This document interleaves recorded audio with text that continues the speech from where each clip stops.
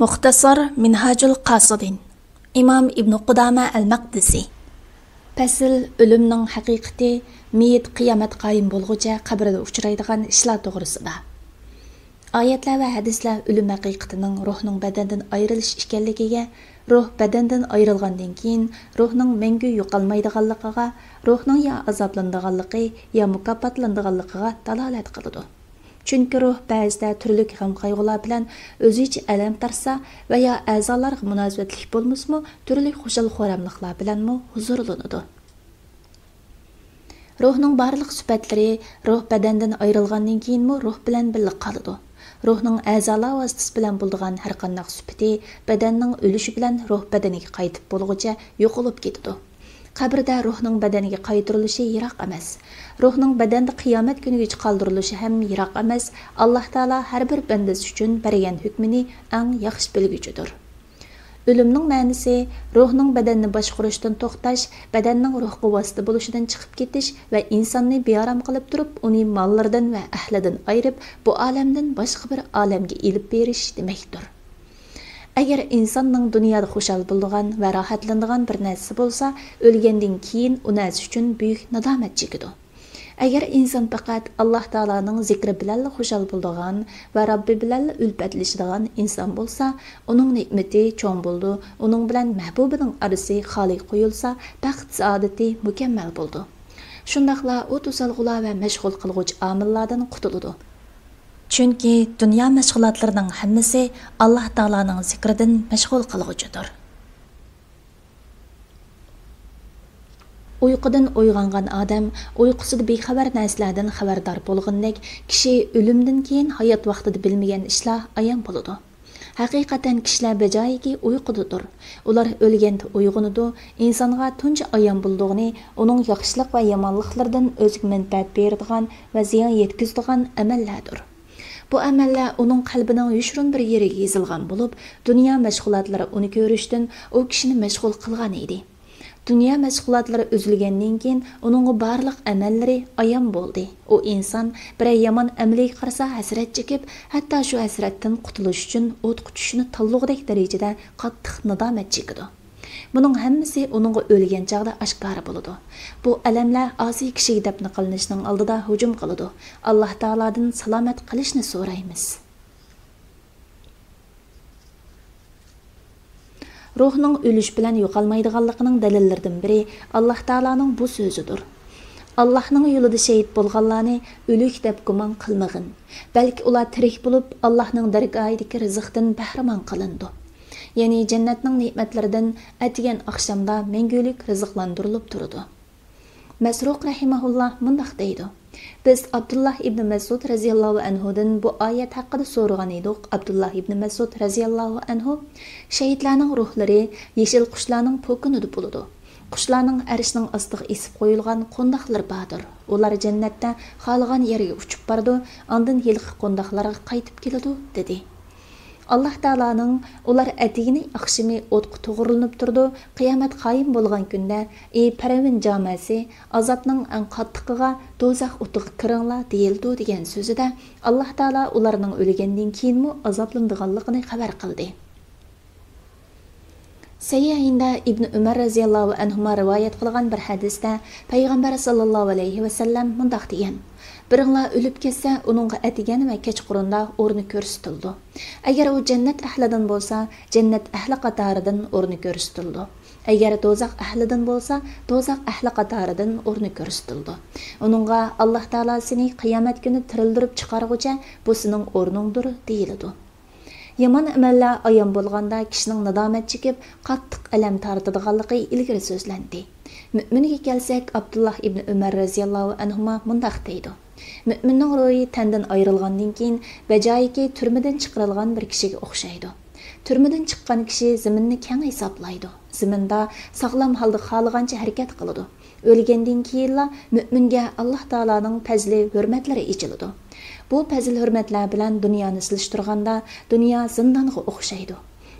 Misali mu'min qorong'u bir uyga sulinib, keyin hamma taraflari keng ketgan bo'stonliqqa eshik ochilgan bir kishiga o'xshash bo'ladi. U bo'stonliqda turli daraxtlar bo'ladi. Shu orqali mo'minni onasining qursiga qaytish xushal qilmagandek, dunyoga qaytish xushal qilmaydigan bir holat paydo bo'ladi. Mujohid rahimahulloh mundaq degan: "Mo'min o'lgandan keyin uning xushal bo'lish uchun bolasining yaxshi odam bo'lganligimi uningga xabar qilindi." Qabrini aslash to'g'risida Payg'ambar sallallohu alayhi va sallamning mundaq deganligi rivoyat qilindi. Qabra jannat bog'chalaridan bir bog'cha yoki jahannam o'raklaridan bir o'rakdir. Payg'ambar sallallohu alayhi va sallam yana mundaq degan: "Meyit qabriga qo'yilganda, qabri uningga: "Ey odam bolasi, voy sana, seni nima oldi? Mening qorong'ulikning, yolg'izlikning va qurt qo'ng'izlarning uyi ekanligimni bilmadingmi?" deydi.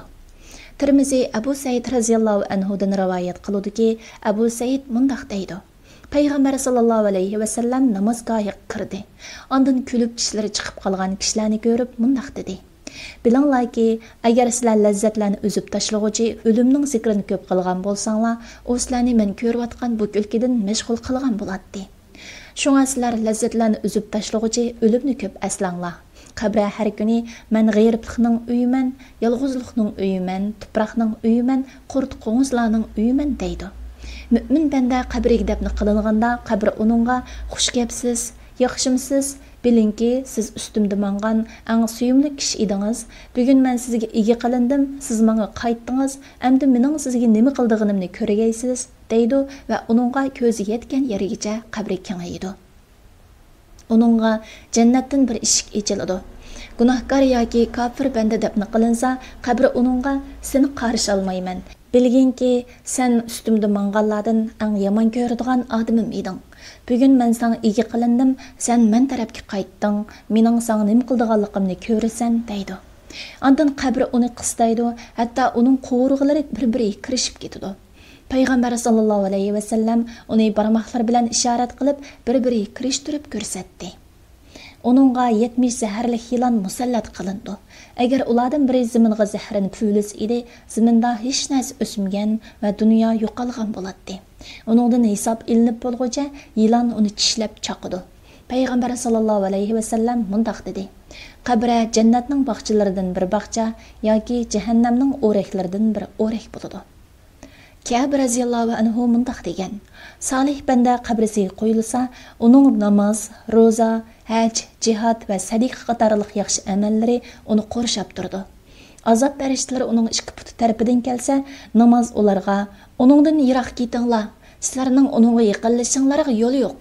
Bu banda Alloh taolo roziligi uchun namozda uzun qiyomda turgan banda" deydi.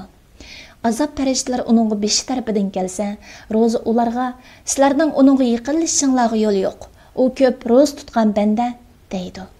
Azab farishtalari uning badani tarafidan kelsa, haj va jihad ularga: "Uningdan yiroq turinglar. Bu kishi nafsini jafo tortqizgan, badanini charchitib, Alloh taolo roziligi uchun haj va jihad qilgan kishidir. Sizlarning uningga yaqinlashinglarga yo'l yo'q" deydi. Ondan azab farishtalari uning ikki qo'li tarafidan kelsa, sadiqa. Bu ikki qo'ldan nurg'un sadiqalar Alloh taolo roziligini tilab nafiqa qilinib, Alloh taoloning ilkiga qo'yildi. Sizlarning uningga yaqinlashinglarga yo'l yo'q deydi. Ondan u solih bandiga: "Xushallik sana yor bo'lsin, sen hayotingda va o'limingda pok bo'lding" deyildi. Uning yeniga rahmat farishtalari kelib, uningga jannatning ko'rpa va yepinchilarini silib berdi. Uningga qabrisi ko'zi yetgan yergacha kengaytirildi va jannatdan bir chiroq keltirildi. Solih banda uning nurida Alloh taolo uni qabrisidan chiqarib bo'lguncha yo'riqtirdi. Sayyinda Anas ibn Malik raziyallohu anhu rivoyat qildiki, Payg'ambar sallallohu alayhi va sallam mundaq degan: "Banda qabrisi qo'yilib, hamrohlari qabridan qaytsa, qabridagi meyit albatta ularning kashlarining tivishlarini anglaydi. Uning yeniga ikki farishta kelib, uni o'ltirg'izib, uningga: "Bu Muhammad sallallohu alayhi va sallam degan kishi haqida nima deysan?" deydi. Mümin banda uning Alloh taolaning payg'ambari va Alloh taolaning bandasi ekanligiga guvohlik beraman deydi. İki farishta uningga: "Sening do'zaxdagi o'rningga qarag'in, Alloh taolo uning o'rniga jannatda bir o'rinni almashtirib berdi" deydi. Mümin banda ikkala o'rinni aniq ko'radi. Qabridagi kishi fojir yoki kofir bo'lsa, ikki farishta uningga: "Bu odam Muhammad sallallohu alayhi va sallam haqida nima deysan?" deydi. u bilmayman kishilar deganni degan edim deydi. Uningga haqni bilmabsan va haq elchiga ergashmabsan deyildi. Ondan uning ikki qo'lining o'ttirisiga chun bozg'anlar bilan qattiq urildi. U fajr yoki kafir og'riqdan shundoq tovlaydiki, uning tovlig'ini inson va jinlardan boshqa uning atrofidagi hamma narsalar anglaydi. Asma bint Abu Bakr radhiyallohu anhu rivoyat qiludiki, u mundaq deydi. Payg'ambar sallallohu alayhi va sallam mundaq degan: "Menga sizlar qabrlaringlarda Masih Dajjalning fitnasiga yaqin yoki shuningga o'xshash sinilisizlar" deb vahiy qilindi. Qabridagi kishiga "Sen bu odamni Muhammad sallallohu alayhi va sallamni qandaroq bilasan?" deyildi. Mümin, "Men uning Alloh taolaning payg'ambari va Alloh taolaning bandasi ekanligiga guvohlik beraman" deydi. İbn Abbas radhiyallohu anhuma mundaq degan: Said ibn Muazning jinozasi tushirilib, biz qabrini tuzlab bo'lganda payg'ambar sallallohu alayhi va sallam bizga qarab, har qanday kishini qabri bir qitim qistaydi. Agar bir odam qabrining qistishidan qutula oladigan bo'lsa edi, albatta uningdan Said ibn Muaz qutulgan bo'ladi dedi. Abdullah Sanani mundaq degan: Yazid ibn Harun o'lib ketib 4 kundan keyin men uni tushimda ko'rdim va uningga Allah Taala sana qandaq muomala qildi degan edim. U Allah Taala mening yaxshiliklarimni qabul qildi, xatoliklarimni afv qildi dedi. Men uningdan keyinchi dedim. U sihizatdan faqat hurmat keldi. Allah Taala mening gunohlarimni mag'firat qilib, meni jannatga kirgizdi dedi. Men sen erishgan bu jannatga nim bilan yetding dedim. U Allohning fazl marhamati bilan zikr so'rinlarida turganligim, haqni deganligim, rostchil bo'lganligim, namozda uzun qiyomda turganligim, yo'qsullikqa sabr qilganligim uchun erishdim dedi. Men munkar va nakir haqmi deb so'radim. U ha, uningdan boshqa iloh yo'q bo'lgan zot Alloh bilan qasamki, ikki farishta meni o'ltirg'izib, Robbing kim, dining nima, payg'ambaring kim deb so'radi. Men oq soqolimni to'pidan qiqishga boshladim va menga o'xshash kishidan savol so'ralamdi. Men Yazid ibn Harun vasitasi bo'laman. Men dunyoda 60 yil kishilarga ilm o'rgatganman dedim. Ikki farishtaning biri u rost so'zladi. U Yazid ibn Harun, sen yangi to'y qilgan kishidek rohatlik uxlig'in, bugundan keyin sana hech qo'rqinch yo'q dedi. İbrahim ibn Ja'far al-Marvisi rahimahullah mundaq degan: Men tushimda Ahmad ibn Hanbalni bir bog'chada ko'rdim. Uning ustida yeshil 2 ton, beshida bo'lsa nurdan bir toj bor edi. U mangsa men bilgan mingish holatida mangmaydi. Men uningdan: "Ey Ahmad, bu mingish qanday mingish? Hech bilmaydi ekanman" deb so'ragan edim. U: "Bu bo'lsa jannatdagi xizmatchilarning mingishidir" dedi. Men sening beshingda ko'rayotgan bu toj qanday toj? Rabbim meni to'xtatib, mendan oson hisob oldi. Mang to'n kiygizib, menga hadiya berib, meni o'ziga yaqin qildi. Rabbim meni o'ziga qaratib turgan holatda menga bu tojni kiydirdi va menga: "Ey Ahmad, bu kamtarlik tojidir. Sen Qur'onni maxluq emas, Alloh taolaning kalomi deganliging uchun men uni sana kiydirdim" dedi. Fasl miyitning suri chilingandan boshlab jannatga yoki to'zoqqa urilishib bo'lg'ich bo'lgan vaqtdagi ahvollari to'g'risida biz qabridagi qo'rqinchli ahvollarga ishorat qilib o'tdik. Uningdan qattiq qo'rqinchli bo'lg'ini surning chilinishi, o'lgandan keyin tirilish, hisob ilinish, tarozining tiklanishi va pilsirat ko'rigidan o'tish qatorliqlardir. Bu ishlarga ishonish vojibdir. Bular haqida ko'p o'ylanish kerak. Ko'pincha kishilarning qalbida oxiratga ishonish qaror olmagandir. Agar kishi hayvonotlarning tug'ib ko'payishini ko'z bilan ko'ramiz edi, onunğa bir yaratquchi bu sisiq ma'nidan so'zlaydigan aqlliq va go'zal bir odamni yaratıdı deyilsa, onun tabiati buni tasdiqlashdan badar qochgan bo'ladi. İnsonni shuncha ajoyibotlar uzri yaratish, uni o'lgandan keyin qayta yaratishning mumkinligini isbotlaydi. Bir inson Alloh taolaning uni boshda yo'qlikdan yaratganligini bilib turib, o'lgandan keyin Alloh taolaning uni qayta yaratadiganligini qandoqmi inkor qilsin? Agar sening iymoningda ojizlik bo'lsa, dastlabki yaratilishingga qarab iymoningni kuchlantirgin. O'lgandan keyin qayta yaratilish dastlabda yaratganga o'xshaydi, balki dastlabda yaratgandan osonroq bo'ldi. Agar sen tirilishga iymoni kuchli kishi bo'lsang, qalbingga shu qo'rqinchlarni va xatarlarni his qildirgin. Shu qo'rqinchli hollar haqida ko'p tafakkur qilgin va ko'p ibrat olgin. Bu sening amal ibodat qilishda tirishchanlik qilishingga turtki bo'ladi. İsrafil alayhissalom sur chalganda sur tunji qitim o'liklarning quloqlariga urildi. Nido tarafga ko'zing chekchaygan, xudingni yo'qotgan, galvon holatda mangdiganligingni ko'z oldingga keltirgin Alloh taolo aytidi. Ikkinchi qitimliq sur chilingan hamon ular qabrlardan chiqib Parvardigori tarafga yugurdi. Abu Said al-Khudri radhiyallohu anhu mundaq deydi: Payg'ambar sallallohu alayhi va sallam: "Men qandoq ne'matga tushmayki, sur sahibi Israfil alayhissalom peshonasini moyil qilib, Alloh taolaning buyrug'iga quloq silib, sur chilishni kutayotgan, sur chilishga buyurilsa, sur chaldigan tursa" degan edi musulmonlar. Ey Alloh taolaning payg'ambari, nima deymiz dedi. Rasul akram sallallohu alayhi va sallam: Alloh taolo bizga yetar. Alloh taolo nima degan yaxshi homiy ha? Biz Alloh taologa tavakkul qildik danglar dedi. Ondan kishilarning qiyomat kuni qandoq to'planganligiga qarag'in. Ular qabrdan chiqqandan keyin mahshargohga yalang'och va yalang oyoq holatda aytildi. Mahshargoh inson yushirinib olmaydigan do'nglik yo'q tuz bir zamindir. Sayyahindagi bir hadisda payg'ambar sallallohu alayhi va sallam mundaq degan: Qiyomat kuni kishilar bir dal oq tug'ash nondek qizg'uch oq bir zamin ustiga to'plandi. Ondan sen mahshar qistonchiligini, quyoshning xaloyiqning bishiga yiqilishini va ularning qalblarida shuncha qo'rqinchlar bilan tarlab ketishlarini o'ylag'in. Hadisda kishilar amallarining miqdoricha taraga cho'midi deb kelgan. Ey bechora inson, Parvardigoringning sendan qilgan amallaringni bevosita so'raydiganligini o'ylang'in. Payg'ambar sallallohu alayhi va sallamning mundaq deganligi rivoyat qilindi. Kishilar qiyomat kuni 3 qatim ko'zdan kechirildi. 2 qatim ko'zdan kechirilishda jidal majro va o'zr aytishlar bo'ladi.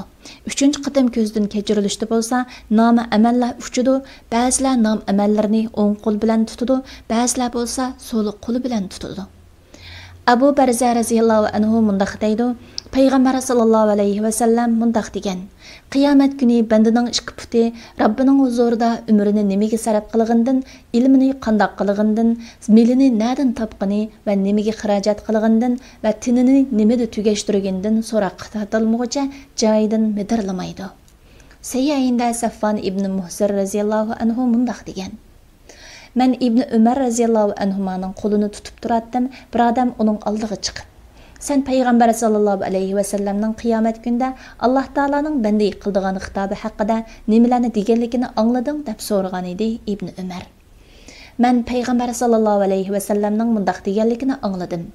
Allah azza va jalla mu'min bandasini o'ziga yaqin qilib, uni o'z pardasi bilan yepib kishilardan ayiradi. Onunğa gunohlarini sanab, mundaq gunohlarni qilganligingni bilamsan, mundaq gunohlarni qilganligingni bilamsan deb qilgan gunohlarini iqror qildirdi. Mümin ko'nglida o'zini halok bo'ldim deb o'ylaganda, Alloh, men u gunohlaringni dunyoda yapdim, mana bugun mag'firat qilaman deydi. Ondan onunğa yaxshi amallar yozilgan kitobi berildi. Kafir va munofiqlarga kelsak, ular qiyomat kuni Parvardigoriga ko'rsatildi. Guvohchilar, bular Parvardigori haqida yolg'on so'zlaganlardir deydi. Rastla Allohning la'nati zolimlarga bo'ladi, ya'ni Alloh zolimlarni rahmatidan yiroq qildi. Sayyahinde kelgan Abu Said radhiyallohu anhuning hadisida payg'ambar sallallohu alayhi va sallam mundaq degan: Jahannam ustiga bir ko'rik tortildi, men uningdan tunji o'tadigan kishiman. Sayyahinde yana mundaq kelgan payg'ambar sallallohu alayhi va sallam bir ko'rik keltirilib jahannamning o'ttirisida qilinadi degan edi sahobalar. Nima ko'rik deb so'radi. Payg'ambar sallallohu alayhi va sallam: o ko'rik tiyilg'oq va mustahkam turg'ul bo'lmaydigan bir joydir. Uning ustida qarmoqlar, ilmaklar, tikanlik, simlar bordir. Ba'zi mu'minlar o ko'rikdan ko'zni yumib ochquchilik vaqtda o'tib ketadi. Ba'zilar chaqmoqdek, quyundek, yuguruk ot va chopqur to'yidek tezla o'tib ketadi. Ba'zilar aman qilib qutuladi, ba'zilar bo'lsa yorilinib qutuladi. Hatto oxirida o'tadiganlar qattiq so'rilib o'tadi. Planlag'uvchi doktor Abdulaziz Rahmatullah. Tarjim qilguvchi Abdullah Abdulmajid. Nashr qilguvchi Sajiya Islom tadqiqot markazi. Muharriri doktor Abdulaziz Rahmatullah A9. Korrektor Abduvali Ablis Muhammad Barat. Layihalaguchi A Aqhun. 2024-yili 1-nashri 1-qatim basilishi. İstanbul. Nəşr huquqi sadəcə İslam tədqiqat mərkəziga təvə. Hər qandaq o'rin yoki shaxsning xohlagancha ko'paytib tarqatishiga ruxsat qilinmaydi.